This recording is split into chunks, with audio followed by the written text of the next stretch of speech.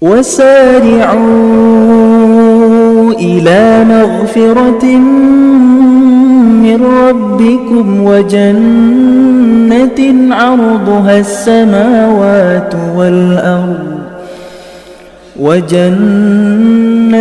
عرضها السماوات والأرض أعدت للمتقين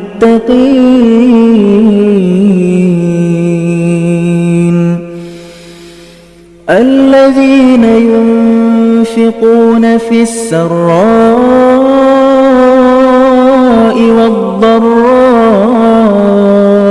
والكاظمين الغيظ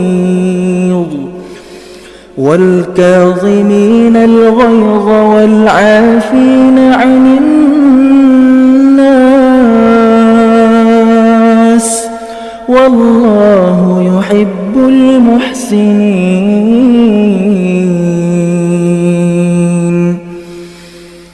والذين إذا فعلوا فاحشة أو ظلموا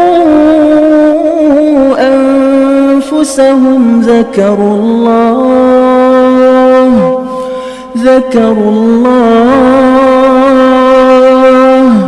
فاستغفروا لذنوبهم ومن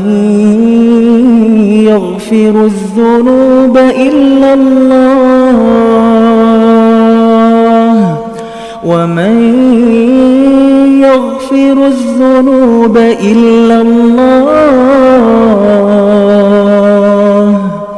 ولم يصروا على ما فعلوا وهم يعلمون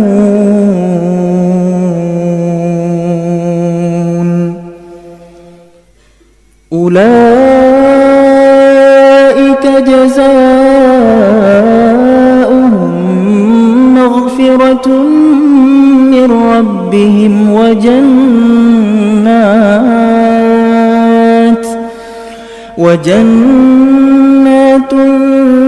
تجري من تحتها الأنهار خالدين فيها ونعم أجر العاملين قد خلت من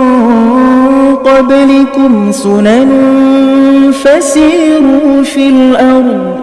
فسيروا في الأرض فانظروا كيف كان عاقبة المكذبين هذا بيان